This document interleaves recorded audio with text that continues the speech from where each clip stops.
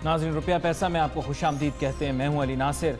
आज जिस मौजू के ऊपर हम गुफ्तगू करेंगे वो ये होगा कि जनाब आने वाली हुकूमत से जो एक्सपेक्टेशंस हैं वो बहुत ज़्यादा हैं, उम्मीदें वाबस्ता हैं, तवक्कुआत बहुत सारी हैं और लोग ये सोच रहे हैं कि जो तब्दीली रोनुमा हुई है, सियासी पस मंज़र जो तब्दील हो गया ये अक्सर अब जो है उसके असरात पाकिस्तान की मईशत पर भी दिखाई देंगे। लेकिन ये सब करने के लिए बहुत ही मुफस्सिल किस्म का एक एक्शन प्लान चाहिए होगा, इम्प्लीमेंटेशन प्लान चाहिए होगा। लोगों की जो मैं कहूँगा कि पेशेंस लेवल भी है पाकिस्तान में वो भी थोड़ी कम है, क्योंकि हम लोग ये चाहते हैं कि जल्दी हमें नताइज दिखने शुरू हो जाएँ। बैरूनी कर्ज़े पाकिस्तान के बहुत ज़्यादा हैं, तिजारती खसारा बहुत ज़्यादा बढ़ चुका है, स्टेट ओन्ड एंटरप्राइजेज़ की मैनेजमेंट बहुत ही ज़्यादा पुअर है। आपने देखा होगा अभी हाल ही के अंदर PIA की भी एक क्लिप चली जिसके अंदर उस एयरलाइन की एक परवाज़ के जो सूरत हाल थी वो इतनी ज़्यादा ख़राब थी, लोग इतने परेशान थे। इसी के साथ साथ बहुत सारे ऐसे मामलात हैं, फिस्कल पॉलिसी है इस मुल्क की जिसको करेक्ट करना है, टैक्स पेयर मनी को सही जगह एलोकेट करना है, सही से कलेक्ट करना है। मेरे साथ आज बहुत ही अहम मेहमान शामिल गुफ्तगू होंगे। जनाब सेनेटर शिबली फराज जो कि चेयरमैन हैं स्टैंडिंग कमेटी ऑन कॉमर्स के सेनेट के, और इनको मैं वेलकम करता हूं शो में। जनाब शिबली फराज साहब, अभी लोगों की तवक्कुआत और उम्मीदें बहुत ज़्यादा हैं और अब रोल भी तब्दील हो गया है, अब आप हुकूमत में आ चुके हैं या आ जाएंगे, ऐसे लोगों की तवक्को है। मुतवक्के तौर पर आप ही लोगों का वज़ीर ख़जाना बनेगा।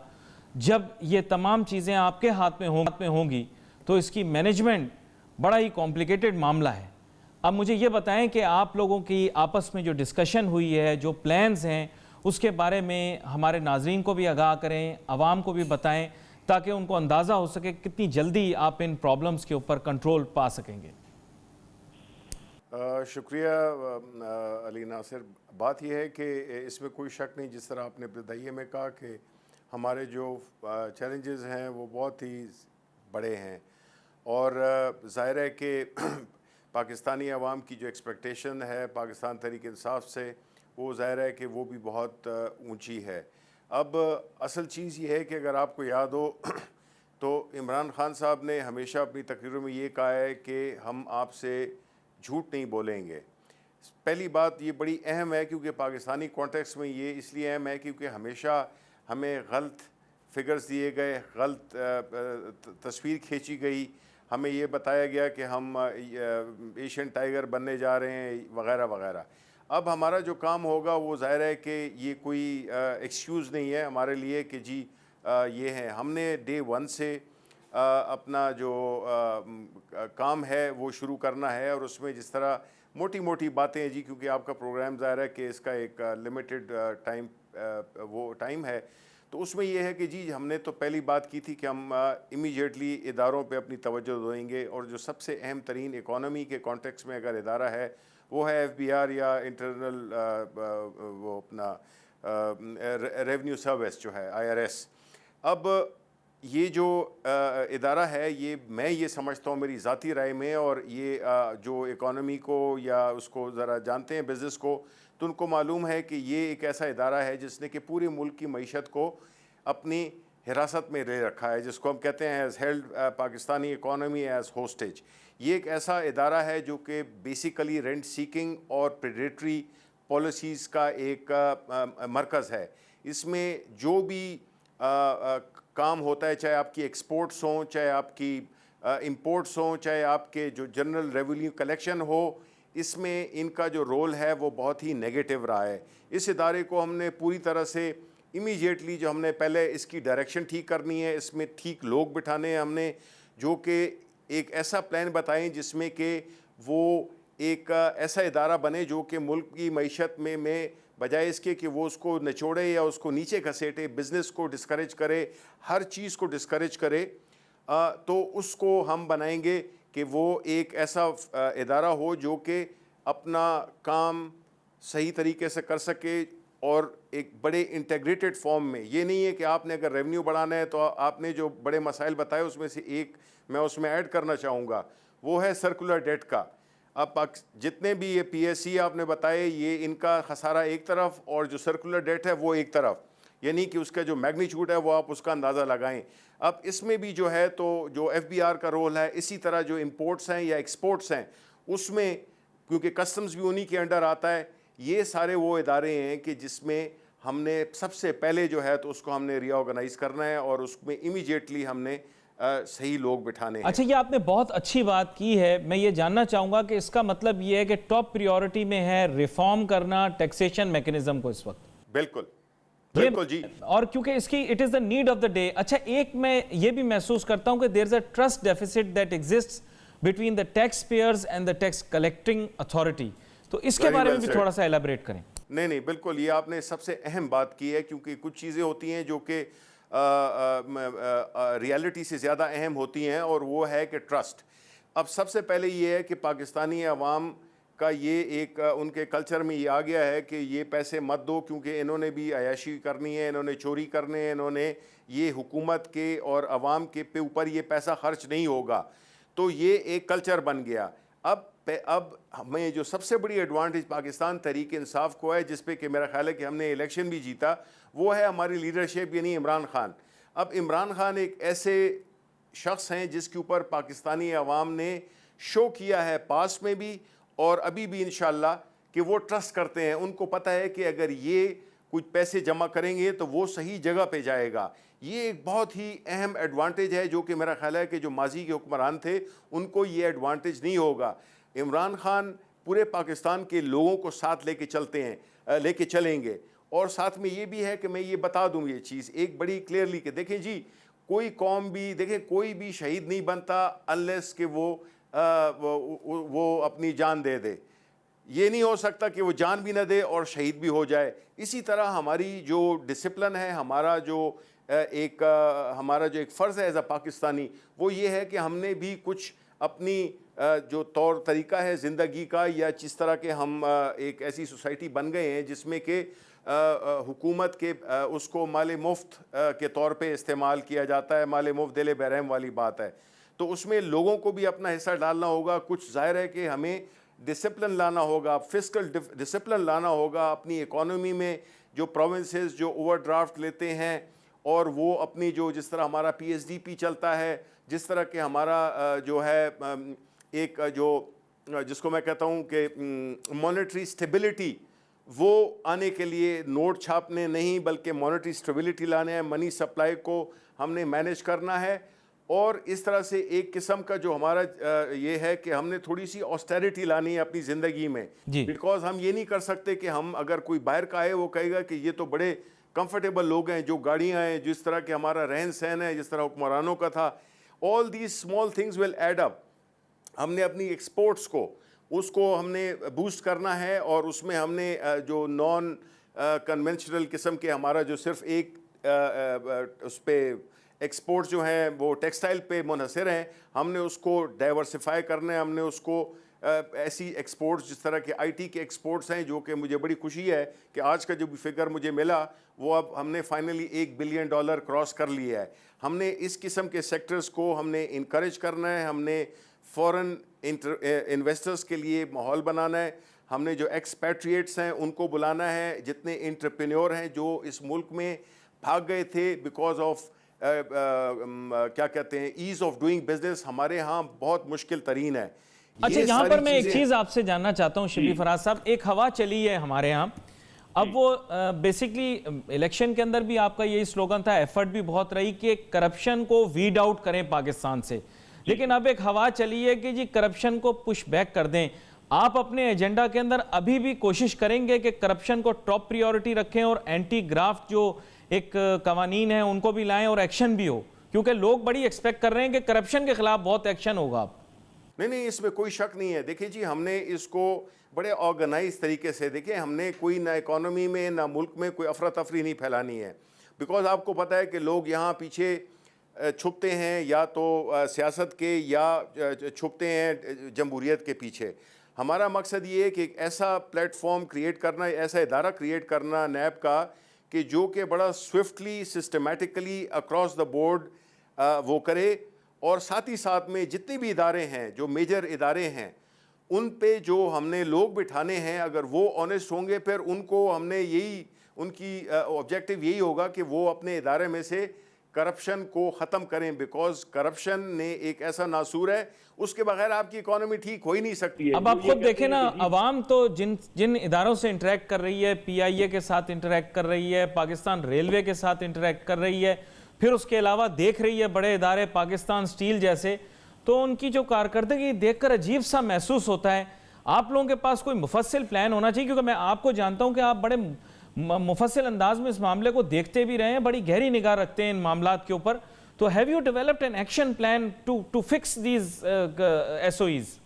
बिल्कुल जी, बिल्कुल। इसके लिए पास हमारा बड़ा कॉम्प्रिहेंसिव प्लान है, जिसमें कि असद ने बताया भी था, प्रेस में भी आया है कि जो हम उसको इन सारे जितने भी पब्लिक सेक्टर इंटरप्राइजेज हैं, इनको हम रीऑर्गेनाइज किस तरीके से करेंगे कि बग़ैर किसी ऐसा कोई कि आवाम की सर्विस को अफेक्ट किए हुए बग़ैर हम इसमें किस तरह की इंटरनल चेंजेस लाएंगे कि इनके ये इदारे अपने पाँव पे ख़ुद खड़े हो सकें, सर्विस डिलीवरी कर सकें और साथ ही साथ में प्रॉफिटेबल हों, या इस हद पे हों कि अगर एक सब्सिक्वेंट स्टेज पे अगर वो ज़रूरत पेश हुई तो एक प्रॉपर प्राइवेटाइजेशन का एक मेकनिज़म बनाया है जिसके में ट्रांसपेरेंसी हो, उसमें पाकिस्तान की इंटरेस्ट, अवाम की इंटरेस्ट को देखते हुए उनको अगर प्राइवेटाइज भी किया जाए। बिकॉज देखें, हुकूमत हर जगह पे हुकूमत को काम नहीं करना चाहिए, हुकूमत का साइज़ बहुत बड़ा हो गया है और वो हम अफोर्ड नहीं कर सकते हैं। अगर आप हमारा बजट देखें तो उसमें जो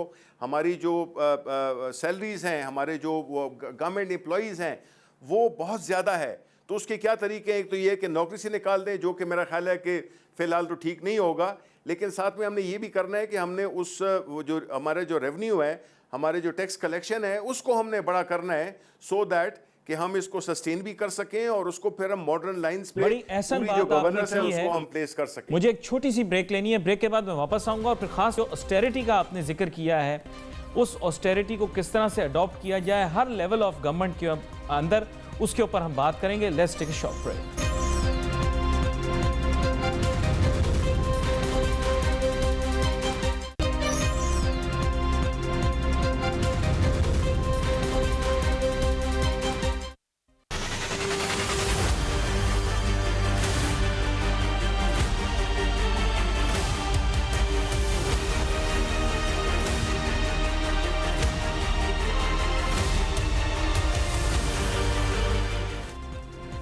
नाज़रीन, welcome back after the break. गुफ्तगू हमारी जारी है। बात हम यही कर रहे हैं कि आने वाली हुकूमतों से लोगों की उम्मीदें और तवक्कुआत बहुत ज़्यादा हैं, ऐलानात अच्छे हुए हैं। पहली तकरीर में ऐसी बात की गई है जो मुतवक्के हमारे वज़ीर आज़म हों, उन्होंने इस तरह की बात की है। मुतवक्के वज़ीर ख़ज़ाना ने भी ये बात की है कि जनाब वाला अच्छे स्टेप्स लिए जाएंगे ताकि इकॉनमी को इम्प्रूव किया जाए।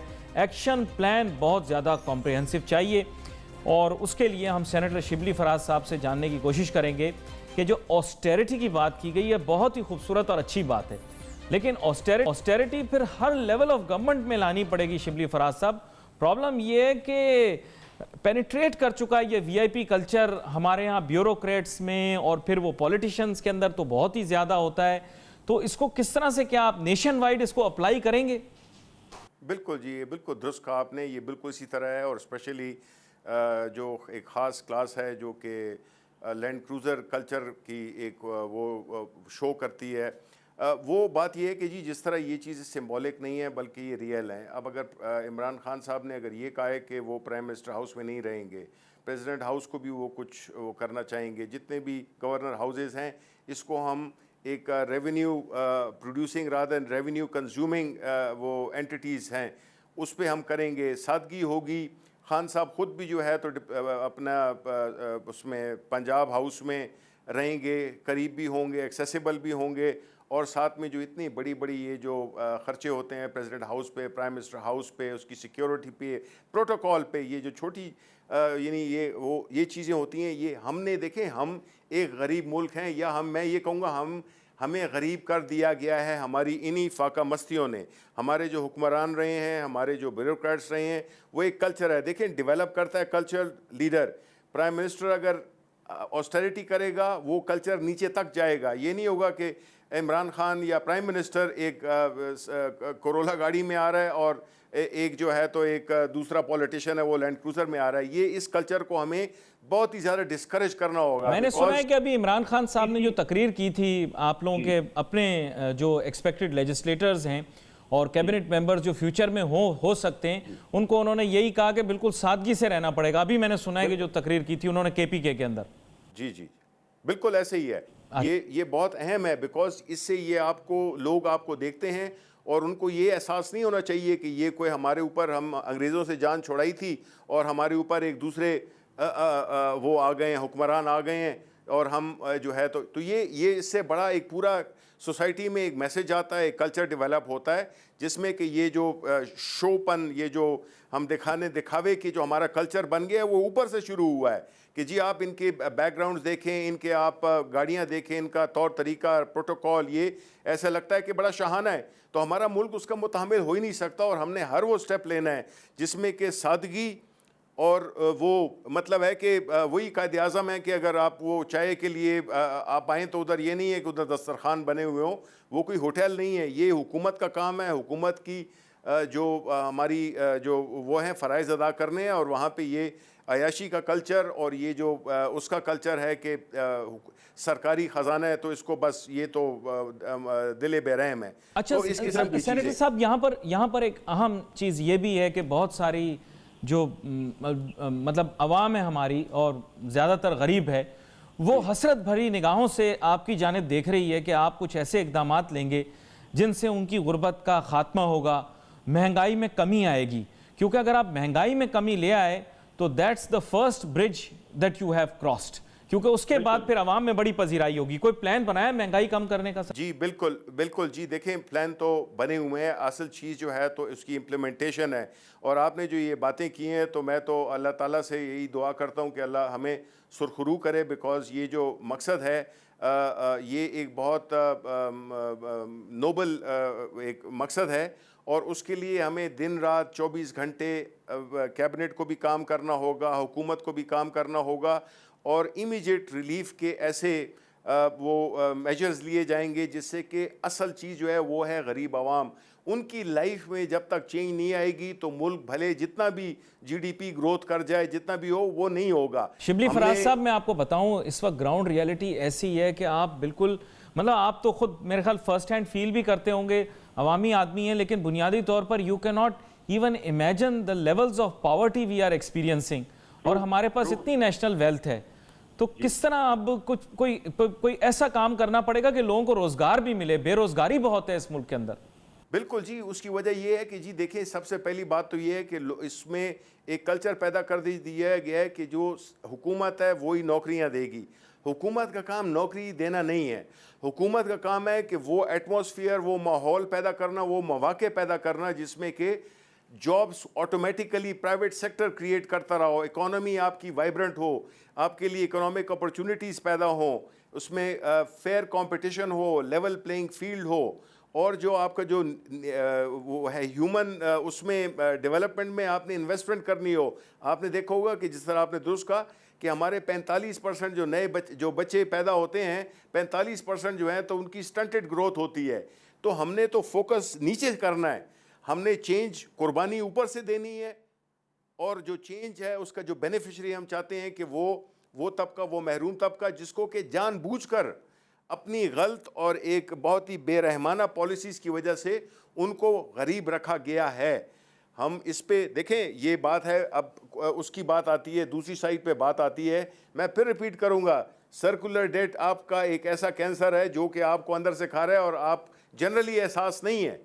हम ये कह रहे हैं, इसमें एक हमने स्पेशल कमेटी बनाई है और हम इसको इशू को एड्रेस कर रहे हैं, बिकॉज देखें बिजली की पैदावार एक चीज़ है, बिजली की रसद दूसरी चीज़ है और उसकी रिकवरी दूसरी चीज़ है।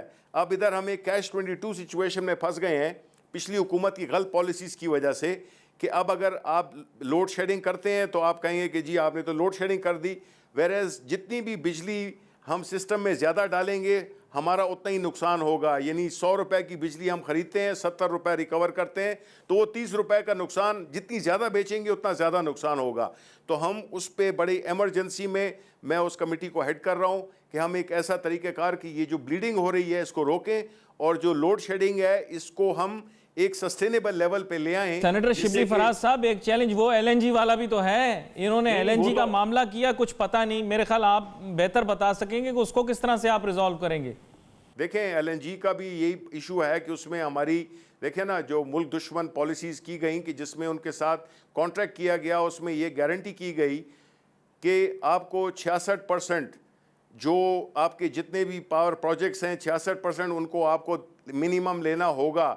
अगर नहीं भी लिए तो आप 66% के पैसे देंगे। अब आप मुझे बताएं, वो महंगा, एक महंगा ऑयल के बाद जो सबसे महंगा वो है फ्यूल है, वो ये आरएलएनजी है।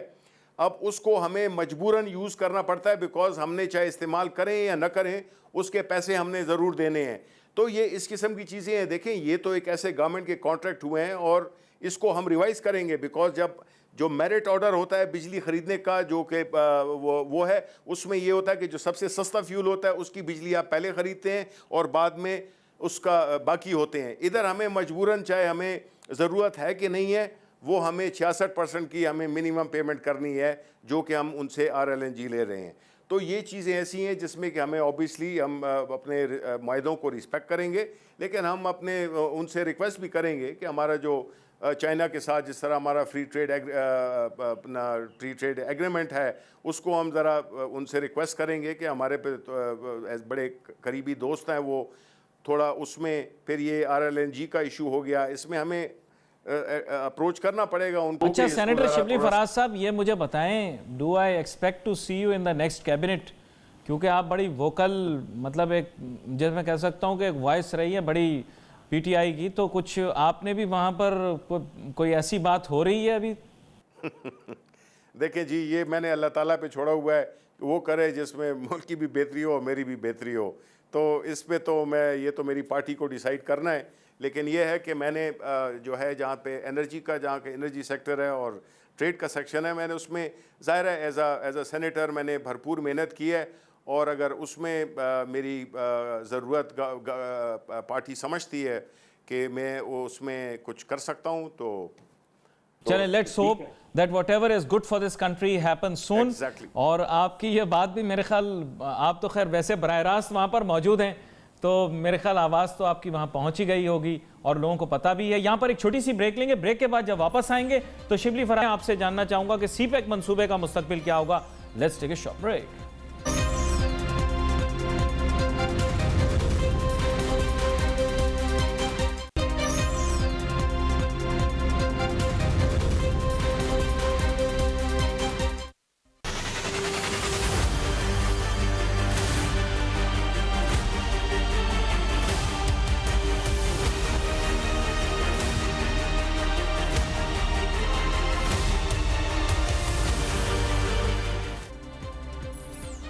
नाज़रीन, वेलकम बैक आफ्टर ब्रेक। गुफ्तगू यही है, हो रही है हमारी कि जनाबे वाला जो हुकूमत है अब वो आने वाली है, फॉर्म होने वाली है, उसके बाद जो है उनके लिए बड़े ही संजीदा किस्म के फैसले होंगे। बहुत ही कॉम्प्लिकेटेड किस्म की सिचुएशन पाकिस्तान की इकॉनमी की, मैं ये नहीं कहूँगा पिछले वाले छोड़ कर गए, उनसे पिछले वाले छोड़ कर गए, लेकिन to be very frank, as of today Pakistan की बड़ी जो है सिचुएशन वो कॉम्प्लिकेटेड सी है। बहुत से चैलेंजेस हैं पाकिस्तान के लिए इकॉनमी के लिहाज से। और जनाब सेनेटर शिबली फराज साहब, अब मैं आपसे जानना चाहूँगा कि ये जो सीपैक मंसूबा है, इसके मुतालिक अब आपकी हुकूमत की क्या राय होगी, और बिलखुसूस can we trust you now that the interests of Pakistan and Pakistanis will be protected both economically, और जहाँ पर हम मुल्क की सालमियत की बात करते हैं वहाँ पर भी, क्योंकि पिछली गवर्नमेंट से ऐसे लोगों का एक इम्प्रेशन क्रिएट हो गया था कि वो कहीं कुछ ऐसी डील्स कर रही हैं जिससे पाकिस्तान के इंटरेस्ट जो हैं वो इफेक्ट हो सकते हैं। देखिए, मेरा ख्याल है आपके पूरे इंटरव्यू का बाकी भी सब बड़े अच्छे सवालात थे, ये सबसे अहम सवाल है। देखिए, सीपैक एक ऐसा प्रोजेक्ट है जिसको कि हम, पहले बात तो ये है कि हम एज पाकिस्तानी हैं and PTI fully supports CPEC project and we will do all that is in our interest with the Chinese government. अब आते हैं कि जी ये प्रोजेक्ट जिस तरह बनाया गया, मैं चूँकि सी पैक कमेटी का मेंबर भी था, जॉइंट पार्लियामेंट्री, तो इसको अगर नुकसान पहुंचाया है, इसको अगर इसके बारे में अगर शकूक व शुबहात पैदा किए हैं किसी ने, इसको अगर इसकी ओनरशिप पाकिस्तान ने, अगर पाकिस्तान के अवाम ने नहीं ली है, उसके दो बंदे रिस्पॉन्सिबल हैं, एक है मुशाहिद हुसैन और दूसरा है एहसन इकबाल। इन दोनों ने इसको इतना एक मिस्ट्री में रखा जिसमें कि हमें बिल्कुल हक़ाइक़ तक पहुंचने भी नहीं दिया गया। उसकी वजह से ये था कि जब देखें, आपको जब क्लियर होना होता है तो आपको कोई चीज़ छुपाने की ज़रूरत नहीं है। ये किसी का ज़ाती या किसी पॉलिटिकल पार्टी का एक ज़ाती पॉलिटिकल पार्टी का प्रोजेक्ट नहीं था, ये पाकिस्तान का था। ये हुकूमत पाकिस्तान, पाकिस्तान के अवाम और उनका चाइना के गवर्नमेंट के साथ था। आपने इधर बड़ी एक अहम बात की कि जिसमें आपको ये एश्योरेंस कि ये प्रोजेक्ट पाकिस्तान की नेशनल इंटरेस्ट में, वो इसको जो इसके जो समरात हैं वो आया हम तक पहुँचेंगे, हमारी आवाम तक पहुँचेंगे। इससे इतना बड़ा हमने जो वो किया है, एक इतने बड़ा मैसिव किस्म का एक प्रोजेक्ट है जो कि किया है, तो इससे पाकिस्तान की इकॉनमी, पाकिस्तान के अवाम, पाकिस्तान की नेशनल इंटरेस्ट, पाकिस्तान की उसको कोई नुकसान तो नहीं पहुंचेगा, वो कंप्रोमाइज़ तो नहीं हुई है। ये चीज़ें हमने देखनी है। तो सबसे पहले जो हमने वो किया है, इरादा किया है कि हम इन सारे मायदों को हम पार्लियामेंट में लाएंगे। पार्लियामेंट में लाने से मुराद ये कि हम आवाम के सामने लाएंगे, सो दैट देखें, जब आप कोई भी चीज़ करते हैं और उसमें आपको सिवाय इसके कि आपकी जो नेशनल सिक्योरिटी है, आपकी जो न्यूक्लियर चीज़ें हैं, उसके बारे में आपको वो नहीं लाना चाहिए पब्लिक में। लेकिन जितने कॉन्ट्रैक्ट्स हैं सब कुछ जो है, जब तक कि आप आवाम के सामने, अगर आप बिल्कुल साफ़ सुथरे हैं, आपको कोई एतराज़ नहीं होना चाहिए उसको आवाम के सामने लाने लेकिन में। सर, बहुत सारे सहाफ़ियों ने भी और बहुत सारे एनालिस्ट ने भी इस बारे में बात की है कि मुल्क के स्ट्रेटेजिक एसेट्स शायद जो हैं उनको कहीं से, मैं लफ्ज़ कॉम्प्रोमाइज़ तो नहीं यूज़ करना चाह रहा, लेकिन कुछ ऐसे शायद मुआहदे हुए हैं जिनसे उन पर असरात मुरतब हो सकते हैं। उनको रिव्यू करेंगे आप? मैं जी आपके सवाल को इतना बेहतर तरह से नहीं समझ सका। अगर आप इसको रिफ्रेस करें। मैं ये कह रहा हूँ, जैसे ये कह रहे हैं कि हाईवेज हो गई, या हमारे एयरपोर्ट्स हो गए, या हमारी एयरफील्ड्स हो गई, मिलिट्री तो नहीं लेकिन सिविलियन भी, वो अगर उनको गिरवी रखवा के लोन्स लिए गए हैं, तो ये तो एक बड़ी अजीब सी चीज़ है। I can grab it, but anyway आप उसको बेहतर बता पाएंगे। मैं ये इसके बारे में थोड़ा सा देखें, जब यही होता है, जब आपके जो लोग रिस्पॉन्सिबल हों वो चीज़ों को छुपाएं, तो फिर हर तरह की स्पेकुलेशंस होती हैं। और ये बिल्कुल, ये जो एक्चुअली जो उसको गिरवी रख देना, ये बेसिकली सुकूक बॉन्ड्स थे जो कि फाइनेंशियल सिस्टम में, इस्लामिक फाइनेंस सिस्टम में आपको कोई ना कोई एसेट जो है तो वो गिरवी रखवाना होता है। अगर आप इस्लामिक मोड ऑफ फाइनेंसिंग, जिसको कि हम सुकूक बॉन्ड्स कहते हैं, उसमें तो होता है। लेकिन मुझे नहीं ख्याल, मेरा ख्याल है कि इतनी अभी हालत ख़राब नहीं हुई है कि हम ऐसे एग्रीमेंट्स करें जिससे कि हमारी नेशनल इंटरेस्ट, नेशनल सिक्योरिटी। लेकिन ये बात आपने सही की कि ट्रांसपेरेंसी नहीं होती तो 100 मुंह और 100 बातें होती हैं। आपको पता है, ट्रांसपेरेंसी ना हो तो पता ही नहीं लगता मामला। बिल्कुल, असल बॉटम लाइन यही है कि पाकिस्तान तहरीक इंसाफ, हम सारे, हमारी ये सबसे अवलीन कोशिश होगी कि हम झूठ ना बोलें आवाम से।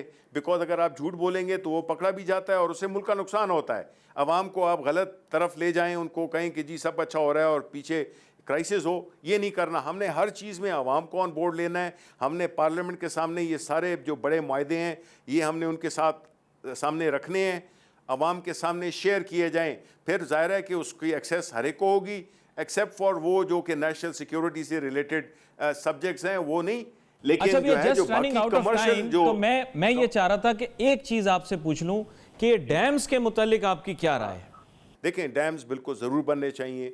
यही हमारी एक प्रॉब्लम रही है पिछली हुकूमत में। उन्होंने बजाय इसके कि हाइड्रो पावर, क्योंकि दोनों सूरतों में पानी के स्टोरेज के लिए भी और बिजली की पैदावार के लिए भी हाइड्रो को डिस्करेज किया गया है, जस्ट बिकॉज वो खैबर पख्तूनख्वा में थे।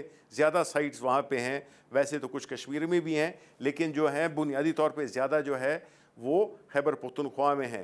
तो वो उसको डिस्करेज किया, बल्कि यहाँ तक कि एक नोटिफिकेशन निकाला गया जिसके में RLNG का जो कॉन्ट्रैक्ट था, वो उसके बाद इन्होंने मना कर दिया कि कोई भी रिन्यूएबल या हाइड्रो कोई किस्म का भी प्रोजेक्ट कोई नहीं लगा सकता, बिकॉज वो ये कहते थे कि हमारे पास बिजली बहुत पैदावार काफ़ी हो गई है। पैदावार तो हुई है नहीं हुई है, लेकिन ये है कि हमारा सर्कुलर डेट बढ़ गया है। तो डैम्स जो है हमारी टॉप प्रायोरिटी होगी। हम छोटे डैम्स ही बनाएंगे। हम ये जो अभी जो करंट जो चला हुआ है इसके लिए एक माहौल बन गया है दयामीर वाला, और इस तरह हम और भी जो वो हैं साइट्स हैं उनमें हम जो है तो छोटे डैम हमने खैबर पख्तूनख्वा में बनाए भी हैं। हमने कोई 24 ही करीब छोटे बनाए हैं, छोटे डैम्स बनाए हैं जो कि तकरीबन 50,000 एकड़, बिकॉज बहुत छोटे साइज़ के थे, लेकिन हमने ज़रूर बनाए जो 50,000 एकड़ की ज़मीन को। आज बहुत ही अहम गुफ्तगू रही, बहुत अच्छा लगा आप शो पर तशरीफ़ लाए, और ख़ास तौर पे इसके बावजूद कि आपका बहुत ही बिजी शेड्यूल था, बहुत सारी मीटिंग्स थी, you took out for us, और आपने हमें बहुत सारा एक्सप्लेन किया कि गवर्नमेंट की आगे क्या स्ट्रेटजी रहेगी। यहाँ पर नाजरीन हमारे प्रोग्राम का वक्त ख़त्म हुआ चाहता है। We wait for your message on Facebook. Ali Nasir और हमारी टीम को इजाज़त दीजिए। अल्लाह हाफ़िज़।